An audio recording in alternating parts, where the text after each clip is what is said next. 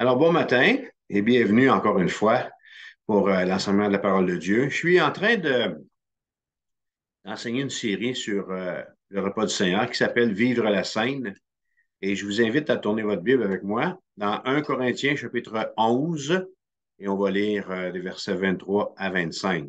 Alors, c'est notre troisième rendez-vous aujourd'hui avec cette thématique Vivre la scène et on est en train de réfléchir ensemble et puis de voir quels sont quels sont les obstacles qui peuvent nous empêcher, comme communiants, comme croyants, de participer à ce que le Seigneur nous a demandé de faire? Alors, 1 Corinthiens 11, 23, le Seigneur Jésus, dans la nuit où il fut livré, prit du pain et, après avoir rendu grâce, le rompit et dit, Ceci est mon corps qui est rompu pour vous. Faites ceci en mémoire de moi.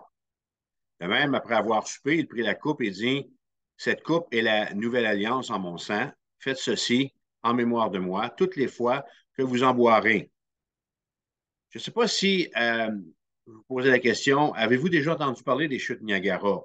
Êtes-vous déjà allé aux chutes Niagara? Peut-être que vous y êtes jamais allé, mais j'espère du moins que vous avez été en mesure de voir les chutes du Niagara sur une photo à la télévision. Ce serait moindre mal. Alors, on est en 1982 et l'école biblique que nous fréquentons, Francine, mon épouse et moi, organise une tournée de députation en Ontario. Alors, on part faire connaître notre école de théologie et les besoins en pasteur du Québec à nos amis anglophones, pardon.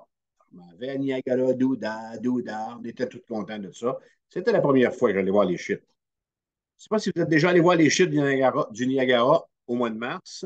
Je suis allé, une amère déception. C'est un immense bloc de glace. Il n'y a absolument rien à tirer de là que de prendre des photos d'un gros bloc de glace. Dans un autre ordre d'idée, le 6 février 1987, je m'en souviens comme si c'était hier, lors de son anniversaire, notre garçon Félix, alors Francine lui avait acheté du linge comme cadeau. Et toute une déception pour un petit garçon de 6-7 ans qui réalise que son cadeau de fête, c'est des vêtements. Alors, il les a repoussés. Alors, pour cet enfant-là, à l'époque, ben, du linge, ce n'était pas un cadeau d'anniversaire. On a dans notre vie des souvenirs de déception comme ça. Et on s'attend à quelque chose et puis c'est tout autrement ce qui nous arrive. Alors, c'est comme ça. On réalise, vous et moi, que la déception fait bel et bien partie de la vie. Alors, dans le premier chapitre de cette série d'études sur vivre la scène, je traite des obstacles. Lors de notre dernier temps de communion, j'ai parlé de la déception qu'on peut avoir lorsqu'on se présente à la table des éléments. La déception, c'est le deuxième obstacle qui empêche certains croyants de participer à ce rituel symbolique qui nous rappelle que jusqu'où Jésus est allé dans son amour pour chacun de nous. Alors, lors de la Sainte, c'est bien vrai, il ne se passe rien d'extraordinaire. On ne vit pas les mêmes expériences miraculeuses et hors du naturel qu'ont vécu l'Église apostolique lorsqu'ils ont célébré ou lorsqu'ils ont pris ensemble le repas du Seigneur. Alors, il nous pose la question au stade où on est rendu. Est-ce que je participe à la scène? Est-ce que je participe au repas du Seigneur dans l'attente qu'il va se passer un événement hors série, un événement qui va venir pallier, en fait, à mon christianisme ou à un christianisme dans ma vie qui serait devenu ordinaire? Alors, si mon christianisme, au moment où je parle, au moment où je prêche ce message-là, si votre christianisme est devenu ordinaire, s'il est devenu monotone, ce n'est pas du repas du Seigneur que vous avez besoin, mais c'est d'un réveil. Alors, je le répète dans cette série, le repas du Seigneur, il est un signe humble. On a vu précédemment que la nativité de Christ est le signe du salut par excellence, et on en est tous d'accord comme chrétiens. La nativité, elle est en fait un signe tout ce qu'il y a de plus simple. Un bœuf, un âne, une mangeoire, une étable quasi improvisée, puis par-dessus le marché, Joseph qui est en train d'assister sa femme Marie à mettre Jésus au monde. Alors, c'est tout simple. La nativité sur un côté, comme la scène de l'autre bord, dans la parole de Dieu, sont, les frères et les sœurs, des événements simples. Alors, est-ce que j'en serais arrivé à prendre le repas du Seigneur pour avoir des apparitions, pour vivre de l'extraordinaire, pour vivre des apparitions? Hollywood a fait d'excellents films avec des apparitions et des effets spéciaux. Alors, si je pense ça du repas du Seigneur, ben, je ne suis pas dans la bonne salle aujourd'hui. Si je m'attends à des apparitions, je ne suis pas au bon endroit alors que Jésus me convie d'une façon humble, simplement à sa table de communion. Alors, Jésus nous a rappelé que la seule chose qui se passe, en fait, quand on prend la scène, quand on mange le pain, on boit la coupe, on va le faire, comme on va le faire tantôt, c'est qu'on lui obéit. C'est ça le point. OK? La seule chose que Jésus nous rappelle, alors qu'on se rassemble autour de la table de communion, c'est qu'on lui obéit. Alors, le premier obstacle, on a vu que c'était la peur.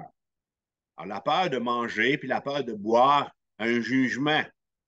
La peur, une fois arrivé à la table de communion, d'être repoussé. OK? Et cette peur-là produit chez le croyant, produit dans le cœur des croyants l'abstentionnisme pour l'absence, l'abstentionnisme eucharistique. Mais on a vu pourtant que Jésus a promis de ne pas mettre dehors, de mettre personne dehors quand il viendra à lui. Alors, dans cette histoire-là, c'est l'homme qui a toujours été et qui est encore celui qui repousse. Alors, moi, je vous ai annoncé par cette série-là que je suis un pasteur inclusif et non exclusif pour exclure, OK? Pour dire, tu n'es pas assez fin, tu ne mérites pas le repas du Seigneur, il te manque certaines expériences dans ta vie chrétienne, reste assis. Notre Église est une Église inclusive. Notre famille d'église locale est une association d'églises inclusives. Alors, la scène, on réalise qu'elle est un geste d'amour que nous devons, comme croyants, accepter dans la joie et dans la reconnaissance.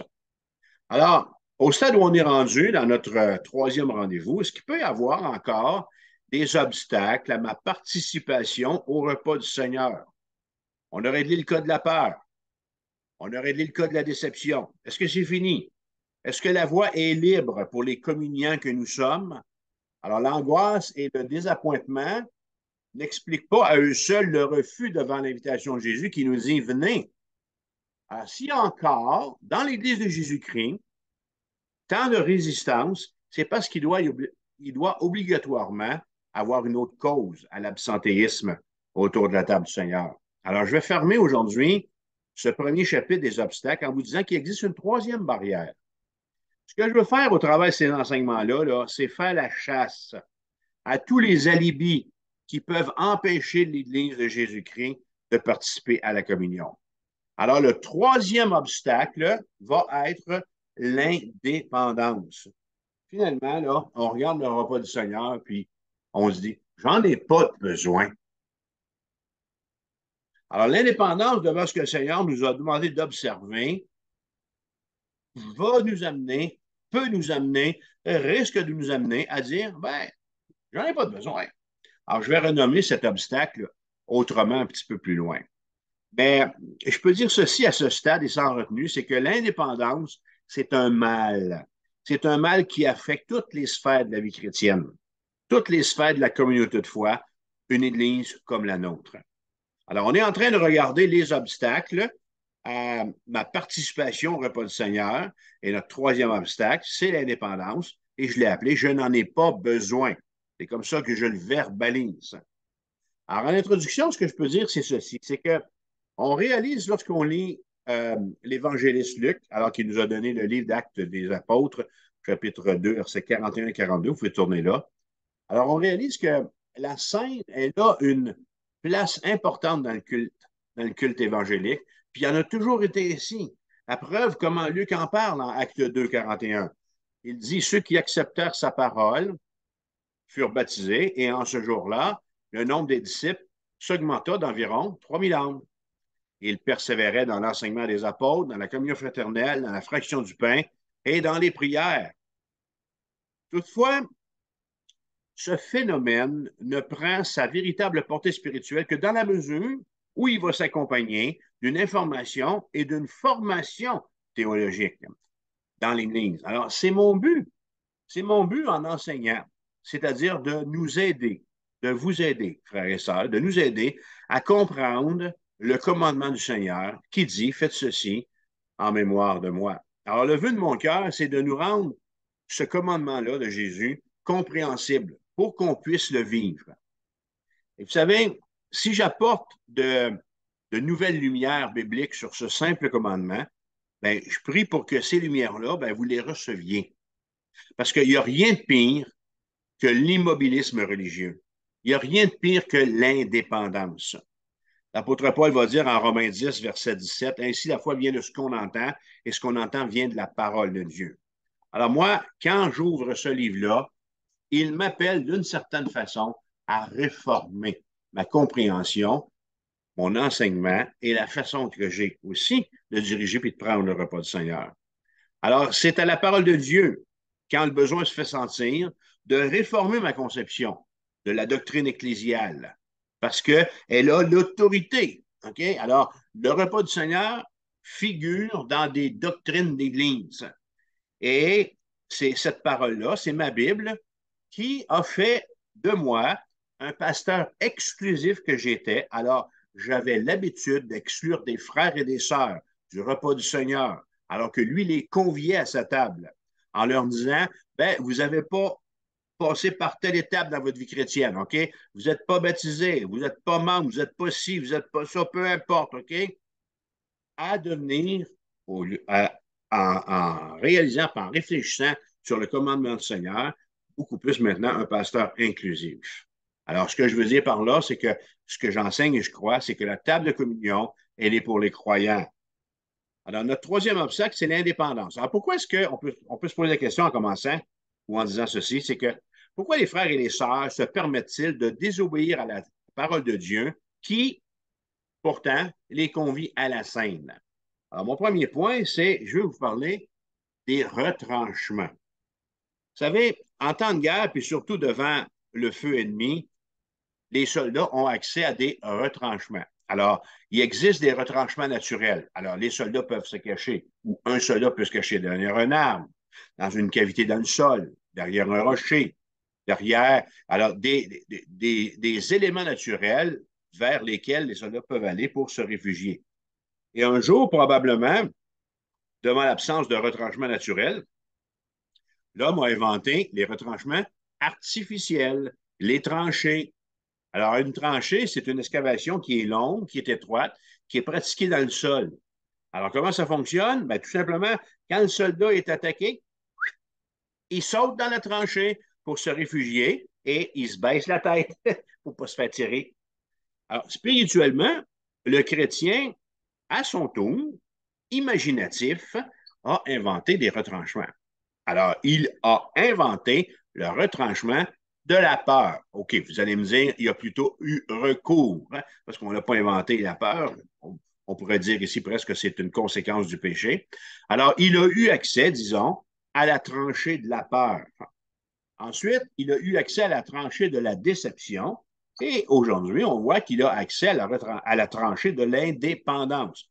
Comment ça fonctionne un retranchement? Comment ça fonctionne une tranchée? Ben, c'est simple. Le chrétien, devant les obstacles qu'on traite dans cette série, il joue au soldat. Il saute dans une de ces tranchées pour se réfugier puis pour se protéger de l'ennemi. Sauf que l'ennemi, dans notre cas, c'est la parole de Dieu. C'est la parole de Dieu avec des enseignements qu'elle donne aux croyants concernant sa participation au repas du Seigneur. Alors, le chrétien, adepte des retranchements, il lit sa Bible. Il découvre dans la parole de Dieu qu'il n'y a pas d'obéissance à faire. Et là, il saute dans la tranchée qui correspond le mieux à son malaise. Alors, devant le commandement de Jésus concernant la scène, l'indépendant de cœur va se dire ceci. La table de communion, c'est un luxe. C'est un luxe pour les âmes sensibles. C'est un luxe, c'est pour ceux qui ont besoin d'un supplément d'assurance dans leur vie chrétienne. Moi, je ne suis pas là. Moi, je suis solide. Alors, ce n'est pas mon cas. Alors, je n'ai pas besoin de ce luxe-là, donc je ne participe pas. Euh, L'indépendant peut dire dans son cœur aussi, hey, je suis né de nouveau, moi, je vais à l'église, je chante, je prie, je donne, c'est assez. Je n'ai pas besoin du repas du Seigneur. L'indépendant dans son cœur va pouvoir dire aussi peut-être, ben, je prouve que je suis chrétien par ma vie. Pourquoi est-ce que j'aurais besoin de la scène? Alors, précisément à cause des paroles de Jésus. Alors, en Luc 22, on a là le texte intégral qui a été repris tantôt par Paul en 1 Corinthiens. Alors, Jésus va dire en Luc 22, verset 19, alors on est le soir, le jeudi soir, okay, la veille de sa crucifixion. Ensuite, il prit du pain et après avoir rendu grâce, il le rompit et le leur donna en disant, ceci est mon corps qui est donné pour vous. Faites ceci en mémoire de moi. Il prit de même la coupe après le souper et la leur donna en disant, cette coupe est la nouvelle alliance en mon sang qui est répandue pour vous.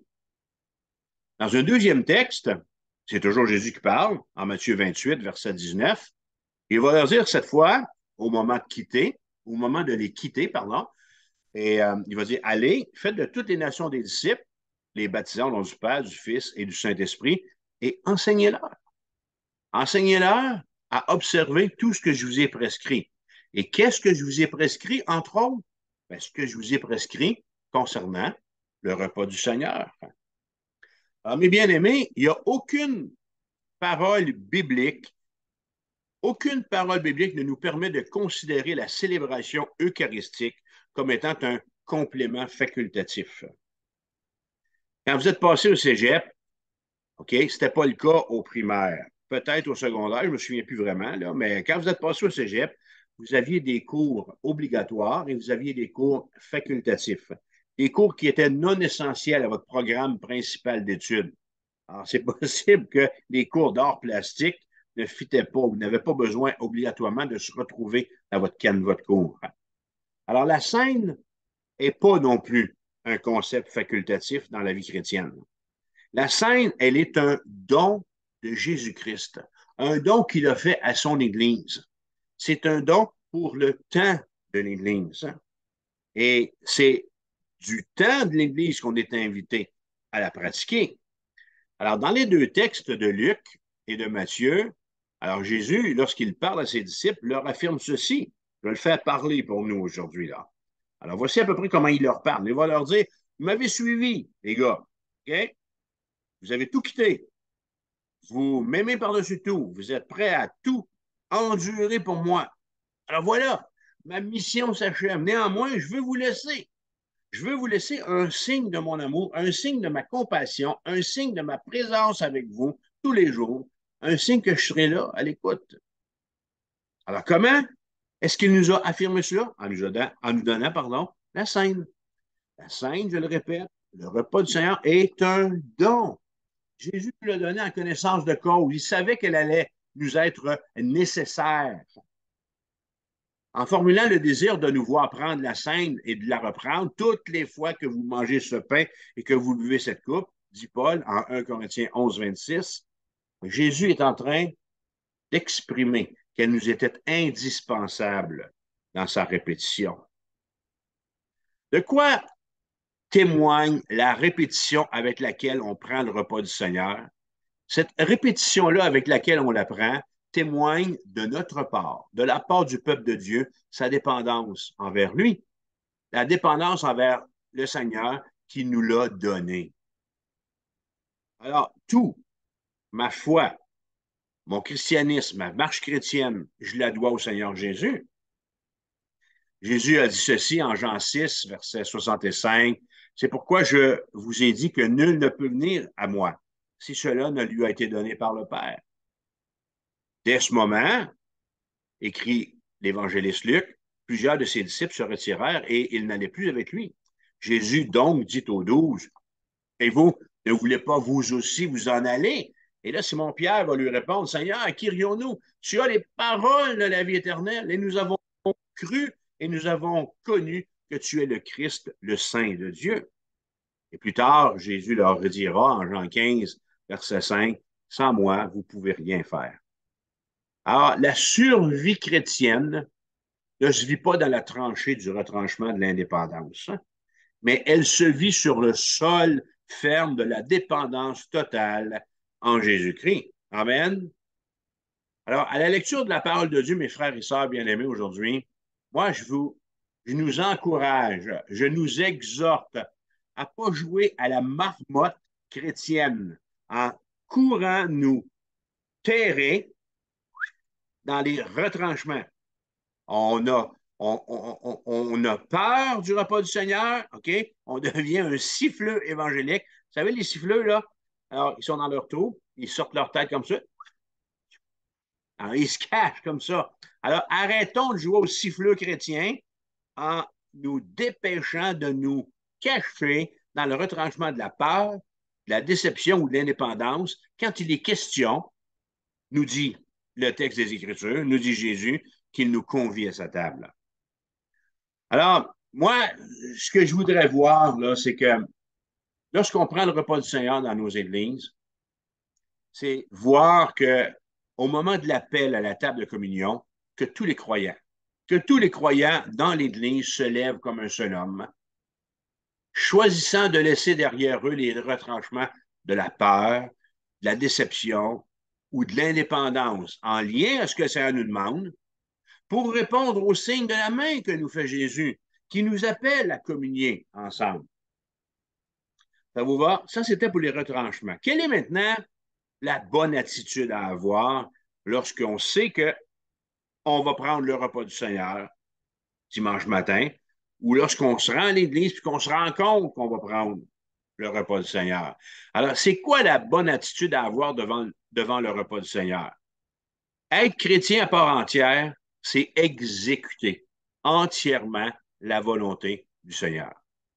Est-ce que vous êtes d'accord avec cet énoncé? Alors, la bonne attitude, c'est exécuter entièrement, être prêt, avoir cette volonté, prendre, faire pour moi ce choix que je vais exécuter la volonté du Seigneur au grand complet. Mais là, on va se permettre de négocier encore. Et on va aller voir le Seigneur Jésus, puis on va négocier avec lui. Alors, voici à peu près comment on pourrait lui parler. On va voir s'il y a quelque chose à faire avec ce commandement qui nous est donné, si on ne peut pas l'esquiver, passer à côté. On va l'approcher et on va lui dire ceci. Alors, petit Jésus, disons, OK, on va l'appeler comme ça. Petit Jésus, est-ce qu'il me serait possible de me comporter en chrétien seulement le dimanche à l'église? Est-ce qu'il me serait possible de me comporter en chrétien juste quand je sors avec ma famille? Petit Jésus, est-ce qu'on ne pourrait pas arriver, moi et toi, là, hein, à un arrangement, hein, dans lequel moi, je fais mes trucs, moi, je fais tes trucs de la Bible, puis toi, tu me laisses faire mes trucs de gars. Est-ce que vous pensez, est-ce que vous pensez que le Seigneur marcherait dans ce genre de combine? Non. Mais on pourrait dire, ben, il faut être de notre temps, après tout. Non. Alors, voici ce que je lis, moi, dans ma Bible. Quand je prends du temps pour écouter Dieu me parler, voici ce que je l'entends me dire. Matthieu 7, verset 21. Ceux qui me disent Seigneur, Seigneur, ceux qui me disent petit Jésus par-ci, petit Jésus par-là, OK? Eux autres, là. Alors, ceux qui me disent Seigneur, Seigneur, n'entreront pas tous dans le royaume des cieux, mais celui-là seul qui fait la volonté de mon Père, qui est dans les cieux. Alors, c'est un beau texte sélectif, un texte qui est clair, un texte qui est sans ambiguïté. La bonne attitude dans le royaume de Dieu, pour moi, en tant qu'enfant de Dieu, c'est d'exécuter la volonté du Seigneur. Et c'est d'exécuter toute la volonté du Seigneur.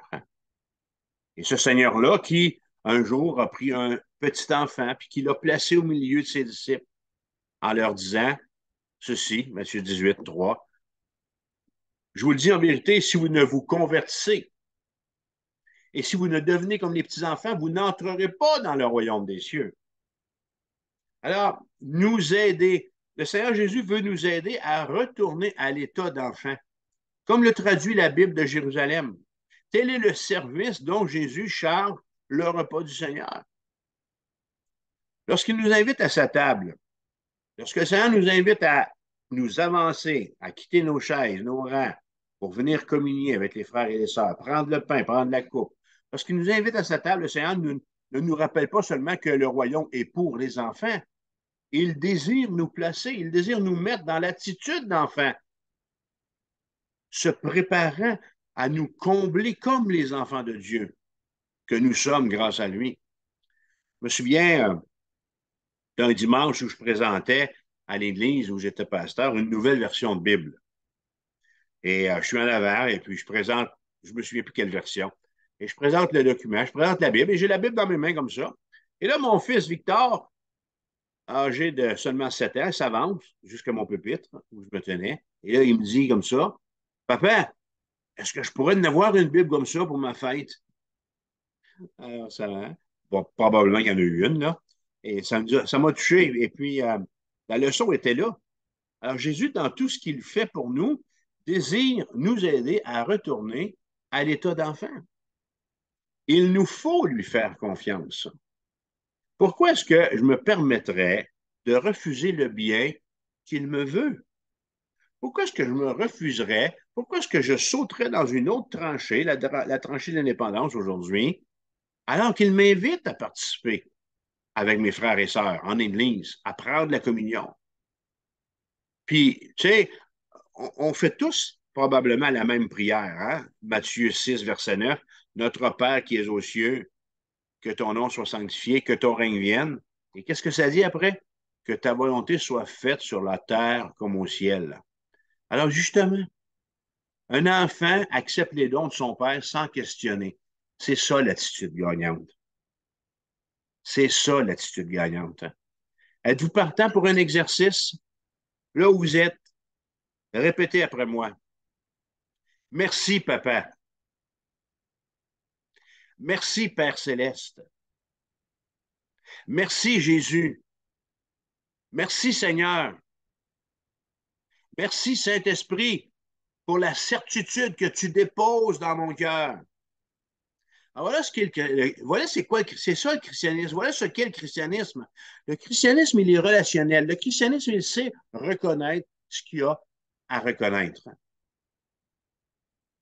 Si je vous posais la question, pourquoi est-ce que vous êtes chrétien et jusqu'où va vous conduire votre aventure de la foi?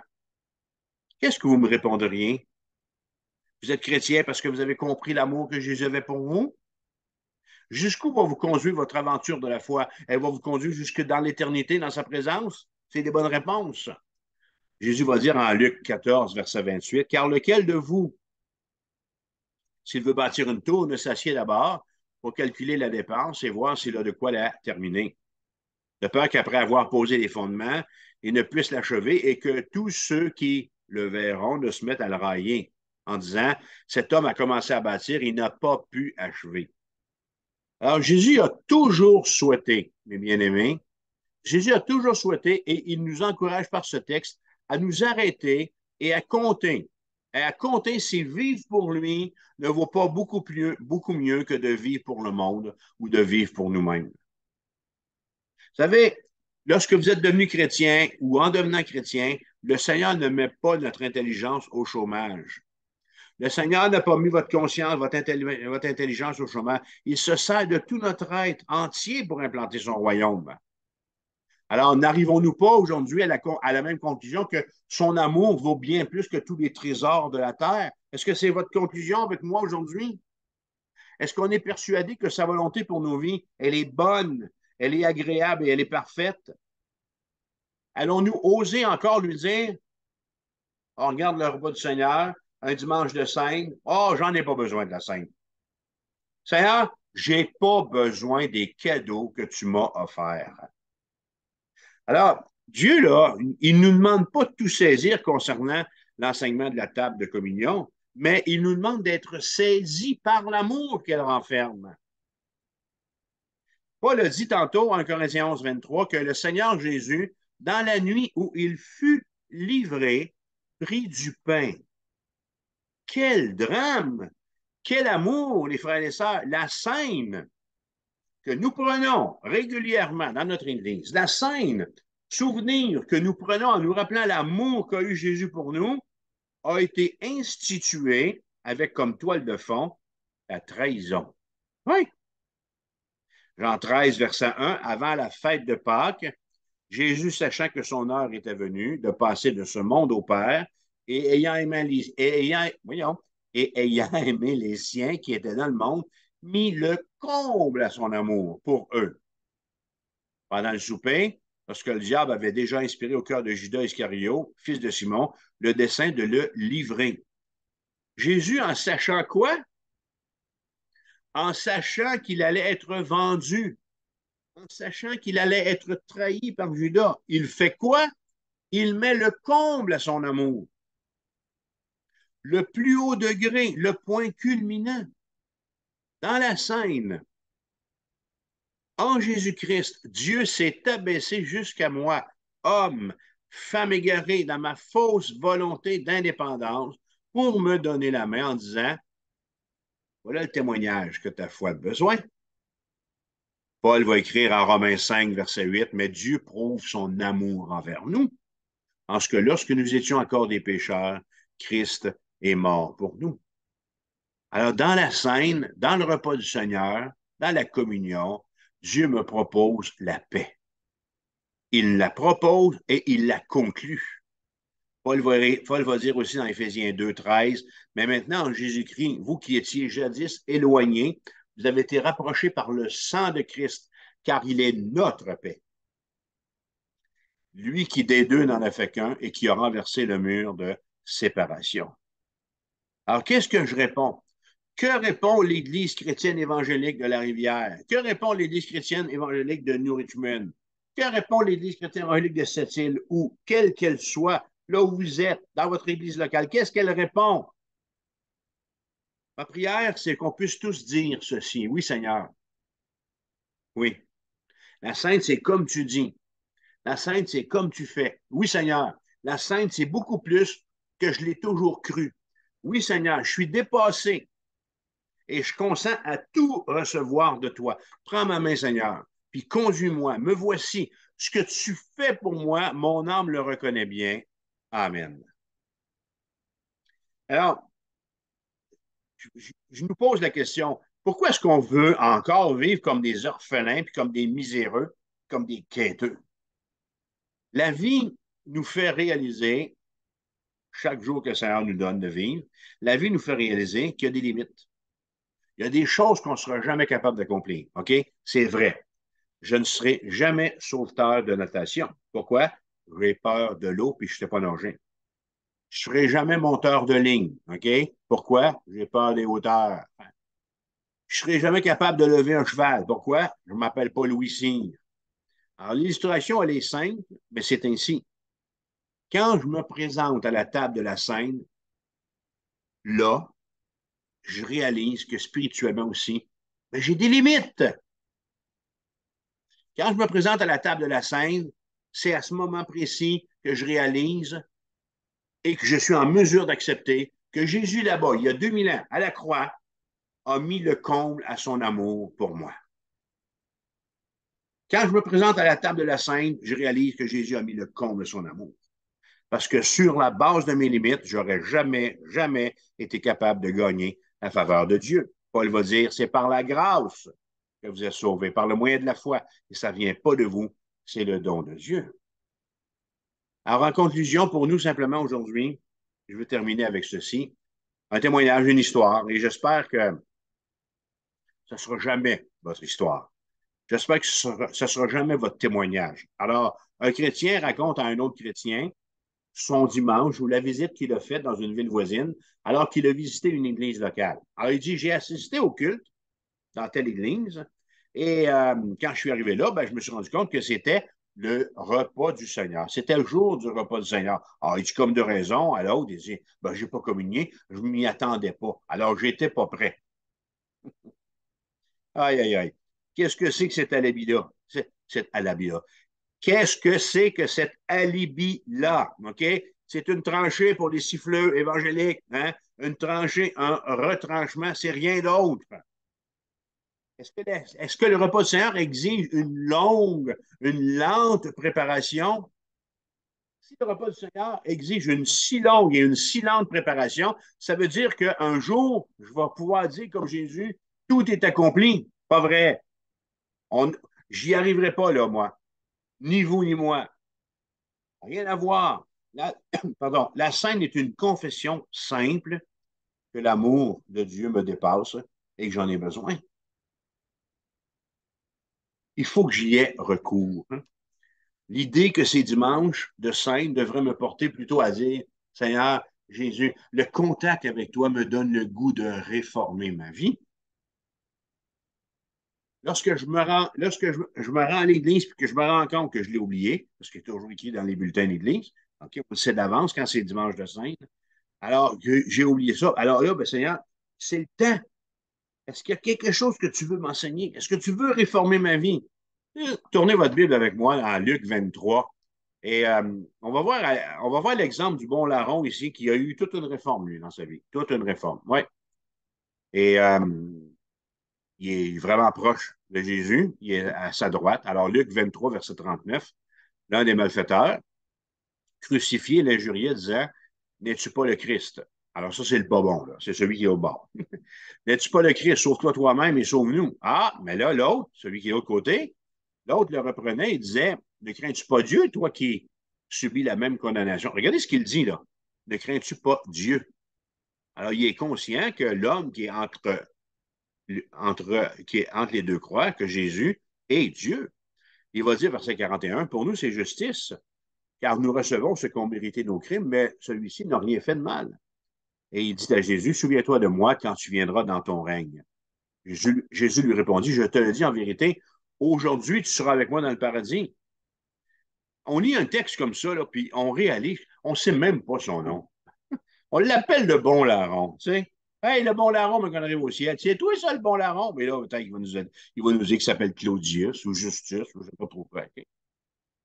Mais on n'a pas son nom, mais ce qu'on réalise, c'est que la proximité qu'il avait ou la proximité qu'il a eue avec Jésus l'a amené à réaliser ses limites spirituelles. Et le fait qu'il a réalisé qu'il avait des limitations spirituelles l'a amené à se tourner vers Jésus. C'est ça que ça fait. C'est ça que ça fait le sang de Jésus-Christ. C'est ça qu'il fait le sang de Christ. C'est ça que fait la scène. Quand je suis dans la proximité du repas du Seigneur, ces deux éléments, le pain et la coupe, me rappellent que Jésus a mis le comble à son amour. Alors, si je vous pose la question aujourd'hui, alors que vous m'écoutez, en ce moment-là, où vous en êtes dans votre relation avec Jésus-Christ? Vous êtes-vous tourné vers lui pour lui demander de vous sauver, pour lui demander de vous sauver du jugement qui est imminent, un jugement qui vient sur vos péchés? Si vous n'avez pas fait encore cette prière-là, est-ce que je peux vous inviter à faire la prière suivante avec moi? Fermez vos yeux, écoutez ce que j'ai à dire, répétez-le dans votre cœur. Père céleste, je sais que je t'ai désobéi et que mes péchés m'ont séparé de toi. J'en suis attristé et je désire maintenant m'en détourner pour me tourner vers toi. Pardonne-moi et aide-moi. Je crois que ton Fils Jésus-Christ est mort pour mes péchés, qu'il est ressuscité des morts, qu'il est vivant et qu'il entend ma prière. J'invite Jésus à devenir le Seigneur de ma vie et à régner dorénavant dans mon cœur. Merci d'envoyer ton Saint-Esprit pour m'aider à t'obéir et faire ta volonté pour le reste de ma vie. Je prie au nom de Jésus. Amen. Alors, j'espère que la parole de Dieu, j'ose espérer que la parole de Dieu vous a convaincu et vous a rendu la scène souhaitable. Alors, je vous dis ceci au terme de cette série de 3. Ne laissez jamais aucun des obstacles suivants vous barrer la route qui mène à la table de la communion. Le retranchement de la peur, le retranchement de la déception ou le retranchement de l'indépendance. Je prie pour que, à l'exemple du gueux de Luc 23, le bon larron, on puisse oser, en présence de la croix, en présence de la scène, de faire que le seul signe qui soit digne d'être fait devant une telle démonstration d'amour, c'est-à-dire tendre notre main dans la certitude que Dieu la remplira. Alors, avant qu'on aille vers la prière des éléments, je veux prier avec vous et je veux vous remercier pour votre attention. Prions. Seigneur Dieu, merci pour cette série Vivre la scène qui nous amène à réfléchir d'abord, dans un premier temps, sur les obstacles, sur les interdits dans nos vies qui peuvent nous amener à penser que ben, la scène n'est pas pour nous. Alors, ça peut être la peur de prendre un jugement, Ça peut être la déception du fait qu'il ne se passe rien quand on prend le repas du Seigneur. Mes cheveux restent frisés et puis il ne se passe rien. Ou ça peut être tout simplement l'indépendance de dire, ben, finalement, j'en ai pas de besoin. Garde-moi, Seigneur. Garde-moi de tomber dans le retranchement un de ces trois obstacles-là et de dire que ce que tu as donné pour ton Église, ben, que ce n'est pas pour moi. Garde-moi de pécher par attitude en, en maltraitant ce cadeau que tu m'as donné. Alors que je me prépare avec mes frères et mes sœurs à prendre la coupe en mémoire de toi, à prendre le pain en mémoire de toi, je te demande de me visiter et de m'aider à pleinement saisir tout cet amour que tu as mis. Tu as mis le comble à ton amour, à saisir, Seigneur, jusqu'à quel point tu m'as aimé. Que la gloire et l'honneur te reviennent, Jésus. Je veux, en ce moment, prendre cette coupe et prendre ce pain avec mes frères et sœurs en me souvenant que tu m'y invites par la foi. En Jésus, je te prie. Amen. Soyez bénis.